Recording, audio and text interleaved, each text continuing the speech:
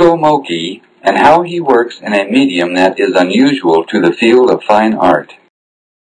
An artist creates with many different tools and techniques, and you are familiar with many of them: paintbrush on canvas, pencil on paper, and chisel on stone. But I cut paper with a sharp knife which resembles a surgeon's scalpel. My work is done from a sculptor point of view, as I studied to be a sculptor. The paper I cut is black, and about the thicknesses of construction paper. When I go to the library to research and sketch from encyclopedia, historical document, and picture collection, or when I sketch from life at the zoo or elsewhere, I make my drawing in a different manner from the most artists. I draw in outline form because I am preparing myself to cut outline picture out of black paper. At first glance, you may think this young giraffe is a pen or ink drawing, but it is not. I have cut it out of a single sheet of black paper, and my aim is to give life, movement, and perspective to the figure. I feel any subject matter can be handled in my technique: landscape, animals, portrait of the human figure. This is Letizia Tyler, the first wife of the 10th President of the United States, and it's one of a series that includes all of the First Ladies of the White House. Right now, I'm working on 14 panels for the American Museum of Natural History in New York. Each panel is 8 feet high and 24 inches wide. This particular panel features the animal life of Australia.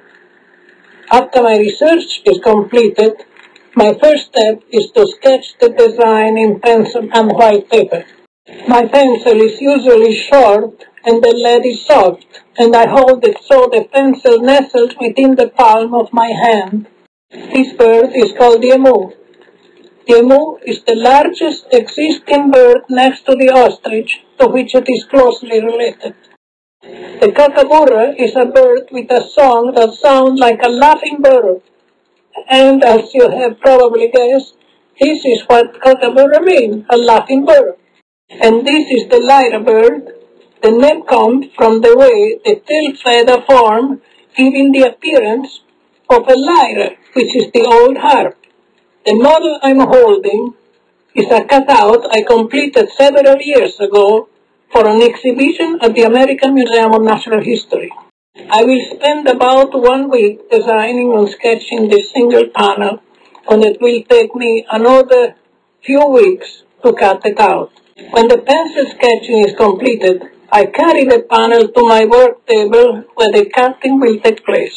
On the top of the table, I have placed a panel of black paper, which will finally become the finished work of art. I let the pencil sketch and thought, I want the sketch to remain in place while I cut through it. So I glue it to the black paper. I only glue down the borders, and when I'm finished, the edge will be cut off and thrown away. Since the center of the sketch is not glued, I must hold it in place with a paper plate. This one is a smooth rock I picked up on a beach in California. Now I am ready to cut, and before I do, I sharpen my knife by rubbing it against a hard material called a whetstone. I work standing up, and I stay at the job about 2 hours without a rest.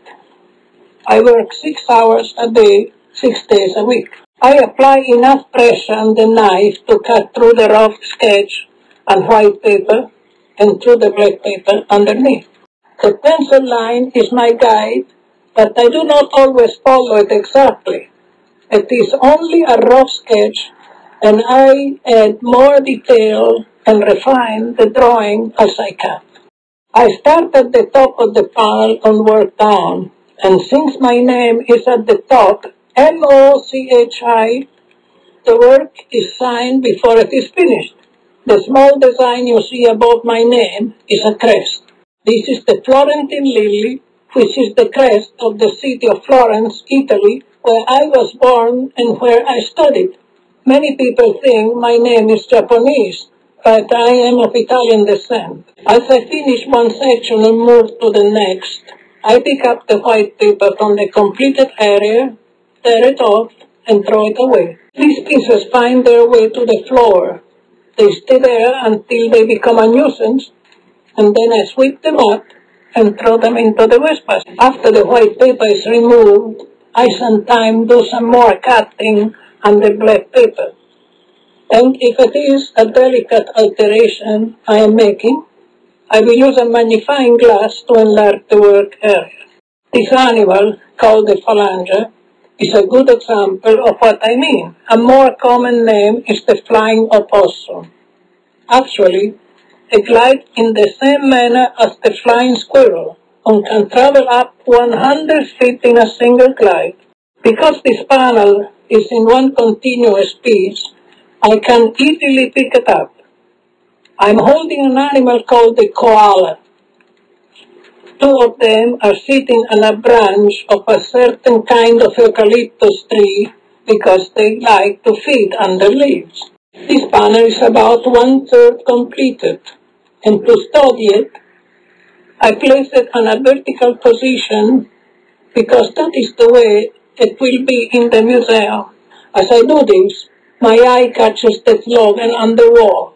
The most important moment in your life is right now. I believe this.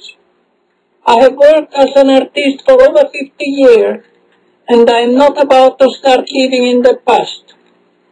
What I'm doing now is the important thing. Don't misunderstand me. I think what I have done in the past has merit, and I want to show you some of these things now. This is the hippopotamus Central Africa. Notice the size of the crane flying overhead. Their size is important to the next picture you will see.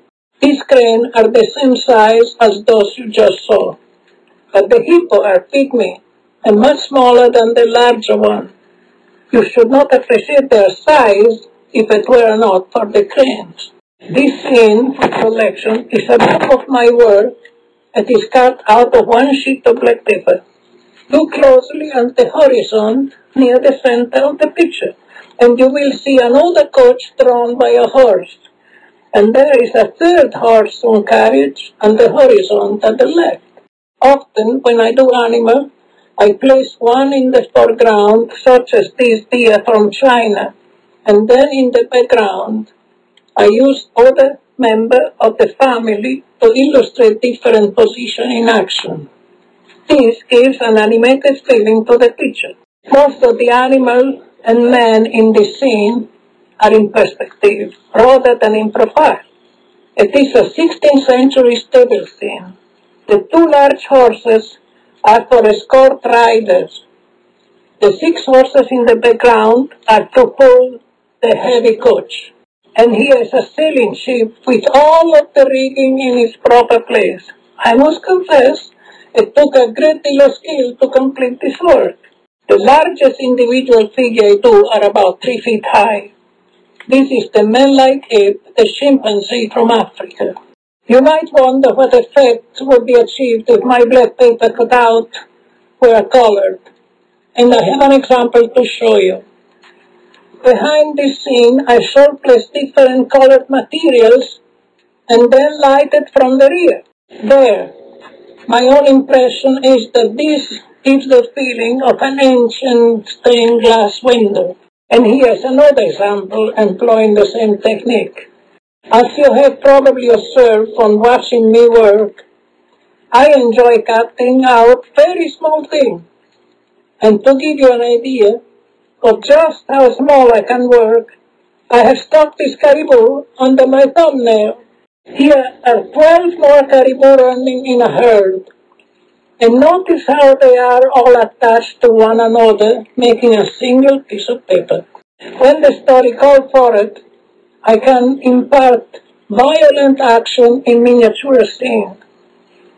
In the foreground, a leopard is attacking a horse. In the background, on the right, the rider, who has dismounted, is about to shoot a kid buffalo. In the left background, the porter is holding up his hand in horror. There are many ways to express yourself in the field of art, and I hope this visit to my studio will give you a wider understanding of the unlimited possibility.